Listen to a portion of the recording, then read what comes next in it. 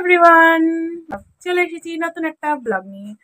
সকাল সকাল স্নান টান সেরে নিয়েছি, এখন ফটাফট রেডি হয়ে নেব, কারণ এখন যাবো আমরা একটু বাজারে, আর তার সাথে একটু মন্দিরেও যাওয়া আছে, তাই জন্য একদম সকাল সকাল স্নান টান করে নিয়েছি।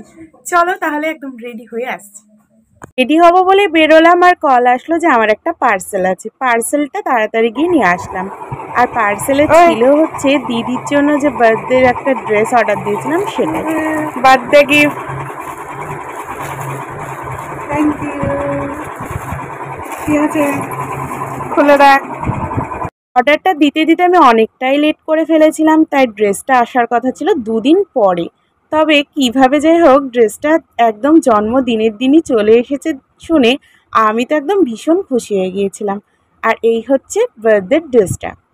ওদিকে বার্থডে গার্ল নিজের ড্রেস পরে ট্রাই করছে, ততক্ষণে চলো আমি ফটাফট রেডি হয়ে নিই, তারপর একদম বেরোবো, কারণ মন্দিরে যাওয়ার আছে আজকে। আমি আর দিদি মন্দির থেকে কিছু টুকিটাকি জিনিস নেওয়ার আছে, সব কিছু নিয়ে একদম সোজা চলে আসবো বাড়িতে। রেডি হয়ে নিয়েছি, এখন ফটাফট গাড়িটাকে নিয়ে বেরিয়ে পড়বো।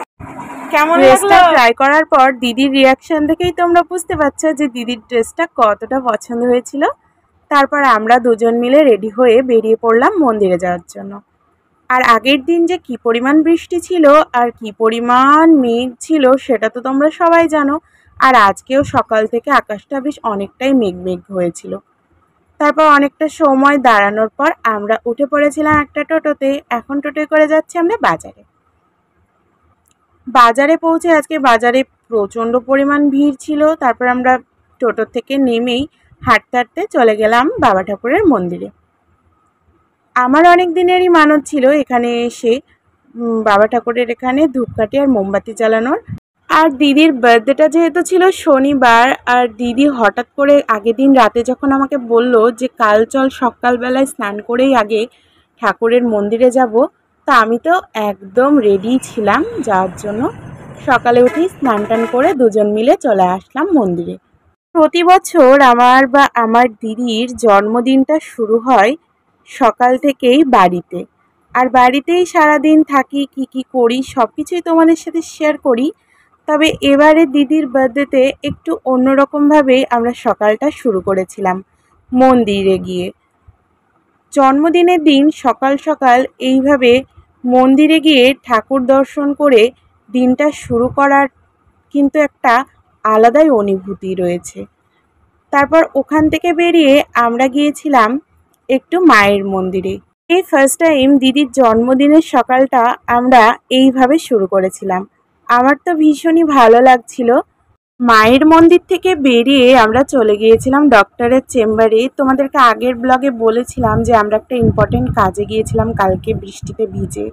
তো সেটা ছিল হচ্ছে মায়ের হেলথ চেক আপ করানোর ছিল। তো চেক আপ করানোর পর কিছু টেস্ট দিয়েছিল, সেই টেস্টগুলো করিয়ে চলে গিয়েছিলাম বাড়িতে। সকালবেলায় সেই রিপোর্টগুলো দেওয়ার কথা ছিল, তো রিপোর্ট নিয়ে এখন আমরা বসে আছি ডক্টরকে দেখানোর জন্য। আর আজকে ডক্টরের কাছে অনেকটাই ভিড় ছিল, কারণ সব মেডিসিন থেকে এসেছিল ভিজিটিংয়ে। তাই আমরা এখন অপেক্ষা করছি। আর সকালে যেহেতু কিছুই খেয়ে আসিনি, এখানে বসে বসে আমরা একটু বিস্কিট খাচ্ছিলাম। তারপর কিছুক্ষণ বসার পর অনেকটাই ভিড় ছিল, লম্বা সবাই লাইন দিয়ে ভিজিটিং করছিল। তো সবার ভিজিটিং হওয়ার পর আমরাও ডক্টরের কাছে মায়ের রিপোর্ট দেখালাম। যাই হোক, রিপোর্টে তেমন কিছু ধরা পড়েনি। তারপর রিপোর্টটা দেখানোর পর আমরা এখন বেরিয়ে পড়েছি। আর আজকে বাজারে যে কি পরিমাণ ভিড় সেটা একবার দেখো। হঠাৎ হেঁটে হেঁটে যেতে যেতেই চোখে পড়েছে সকলে এক গোছা করে গোলাপ নিয়ে যাচ্ছে। আমার আর বুঝতে বেশি টাইম লাগেনি। 3 বছর পর সেই গোলাপ কিনবো আমরা আবার। রাস্তায় আস্তে আস্তে আমরা দেখতে পেয়েছি যে এখানে গোলাপ বিক্রি হচ্ছে। তখন আমরা এক্সাইটেড যে কখন সেই গোলাপ কিনবো, তাই যাচ্ছি। চলো তাহলে একদম গিয়েই দেখাবো। ফাইনালি সবাইকে জিজ্ঞাসা করতে করতে আমরা চলে এসেছি গোলাপের গাড়ির সামনে। এই গাড়িটা দেখছো না, এই গাড়িটাতে লোড করে গোলাপ আসে প্রত্যেক বছর। ঠিক এই টাইমেই একদিন করে আমাদের এখানে এই গোলাপ বিক্রি হয়। তাও আবার আমি 3 বছর পর এবার এই গোলাপটা কেনার সুযোগ পেয়েছি। এই পৃথিবীতে গোলাপ ফুল ভালোবাসে না এমন লোক কমই আছে। তাও যদি হয় এরকম এক গুচ্ছ লাল গোলাপ, তাহলে কি আর বলো মাথার ঠিক থাকে। এখান থেকে এত গোলাপের মধ্যে আমরা বেছে বেছে একগুচ্ছ সুন্দর দেখে গোলাপ নিয়ে নিলাম। Happy birthday to you, birthday gift.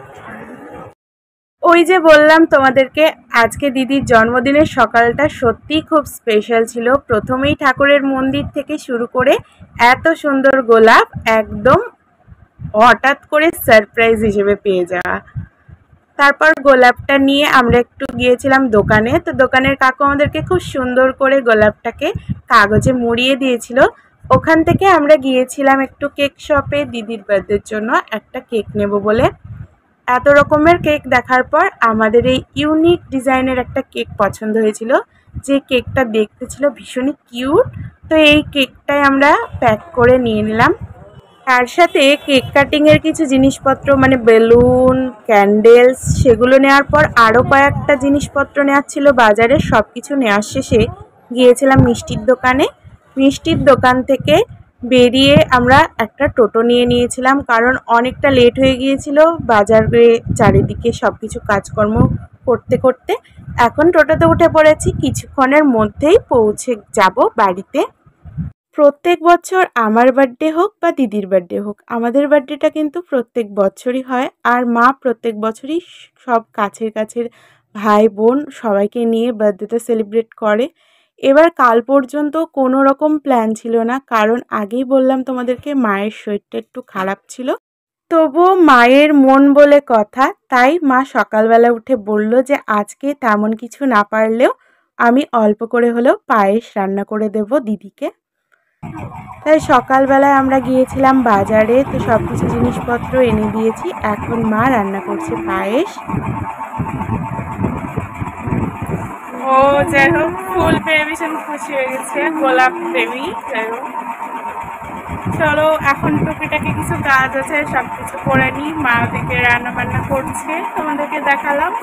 মা পায়েস বানাচ্ছে, তখন ঝটাফট একটু ড্রেস চেঞ্জ করে সব বাড়ির যেগুলো কাজ আছে সেগুলো একটু তাড়াতাড়ি করে নেব। তারপর আবার একদম তোমাদের সাথে পরে ভিডিওতে দেখাচ্ছি। মায়ের শরীর খারাপ বলে আমরা সবাই মিলে হাতে হাতে করেছিলাম। দুপুরবেলায় ঠিক টাইম মতন দিদি এখন বসে পড়েছে খাওয়ার জন্য। আর আগেই বললাম যে এবার কারোর তেমন ইনভিটেশন ছিল না, একদম ঘরোয়াভাবে দিদিকে মা বার্থডেতে একটু পায়েস রান্না করে দিয়েছে।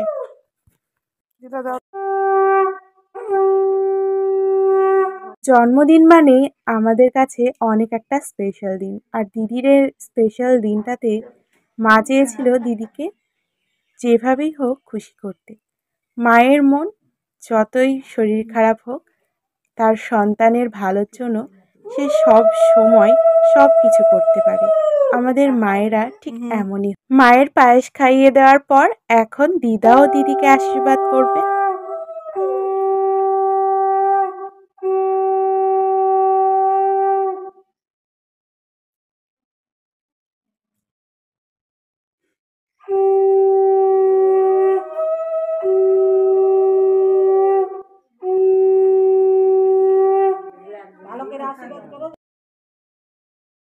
দিদারও আশীর্বাদ পর্ব মিটিয়ে পায়েস খাওয়ানো কমপ্লিট।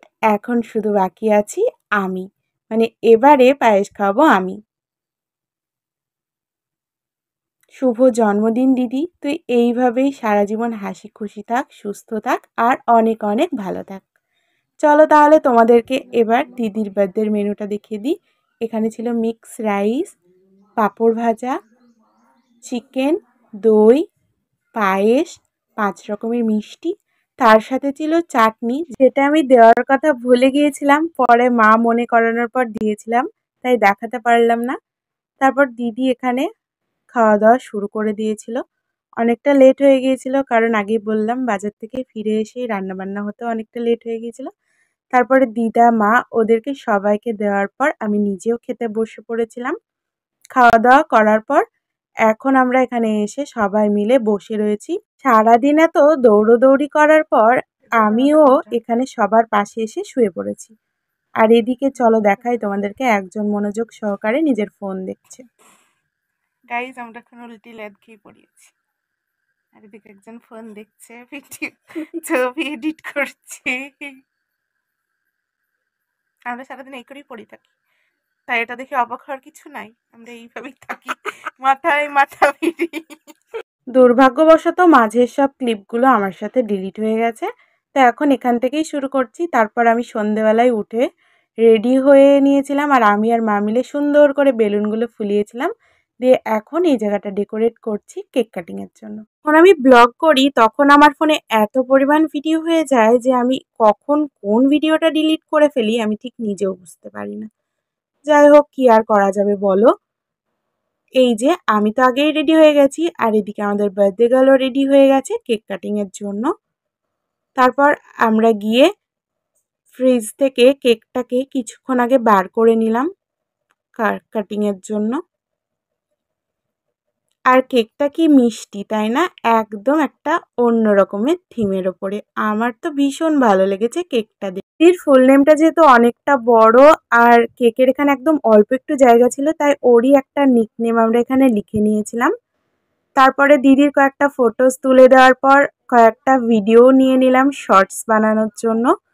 আর তারপরে দিদিকে এত ফটো তুলে দিয়েছে যে ফটো তুলতে তুলতে আমার ঠিক এইরকম অবস্থা হয়ে গেছে। এখানে কেক কাটবে যে সে ছবি তুলতে ব্যস্ত, আর এদিকে আমরা নিরীহ গোবেচারার মতন বসে আছি, এদিকে ন্যানো আছে, এদিকে আমি আছি। আমরা অপেক্ষা করছি কখন আমরা কেক খেতে পাবো। বসে বসে বিরক্ত হওয়ার পর আমি ঠিক এইরকম করে সবাইকে একটু এন্টারটেইন করছিলাম। আর এখন অবশেষে দিদি এখানে কেকে ক্যান্ডেলসগুলো সেট করছে। আর এই হচ্ছে আমাদের বার্থডে গার্ল, আর এদিকে ন্যানো বোনও চলে এসেছে রেডি হয়ে। আমরা একটু পরে মনে হয় ঘুমিয়ে পড়বো, ওদিকে আমাদের বার্থডে গার্ল কেক কাটছে না, এদিকে আমরা অধীর আগ্রহে অপেক্ষা করছি, এদিকে ন্যানো আছে, এদিকে আমি আছি, আর বাড়ির সবাই মানে ঘুমিয়ে গেছে। এটাই হচ্ছে। এত রকম হাসাহাসি করার পর এখন দিদি নিজের বার্থডের কেকটা কাটিং করবে।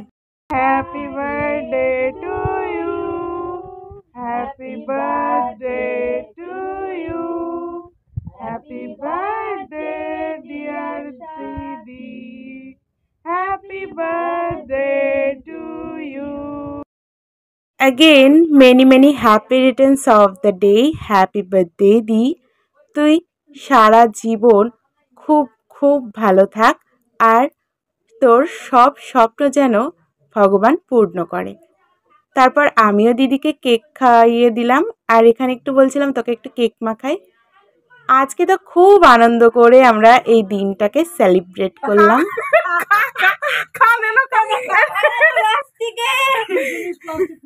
প্লাস্টিকের বল।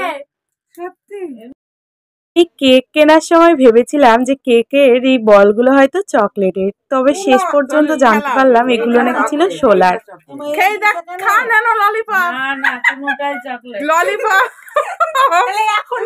তারপরে সবাই মিলে একটু একটু করে কেক খেলাম। কেকটা পার্সোনালি বলছি ভীষণ টেস্টি ছিল, তবে একটু দুঃখ লাগছিল যে চকলেটগুলো কেন চকলেট হলো না। কোনোদিন এই চকলেটের বল দেখি ধোকা খাবেন না, এগুলা কোনোদিন খাওয়া যায় না। আমাদের কেকের উপরেও ছিল, খেতে গিয়েছিল আমার বোন, খেতে গিয়ে দেখেছে এটা হচ্ছে শুলা। থেকে দেখে এটাকে ললিপপ ছাড়া কিছুই বলা যাবে না, ললিপপ, পিওর ললিপপ, কিন্তু এটা একদমই নকল। দূর থেকে কেকের উপরে চকচক করছিল, মনে হচ্ছিল চকলেট, কিন্তু খেতে গিয়ে দেখছি এটা তো দিদির বার্থডেটা আমরা এইভাবেই ছোট্ট করে নিজেদের মতন করে সেলিব্রেট করলাম। সো বাই এভরিওয়ান, আজকের ব্লগটা এখানেই শেষ করছি। আজকের ব্লগে কিছু পার্ট ভালো লেগে থাকলে অবশ্যই আমার চ্যানেলটাকে সাবস্ক্রাইব করে দিও। আবার আসবো নতুন কোনো ব্লগ নিয়ে, ততক্ষণের জন্য টাটা।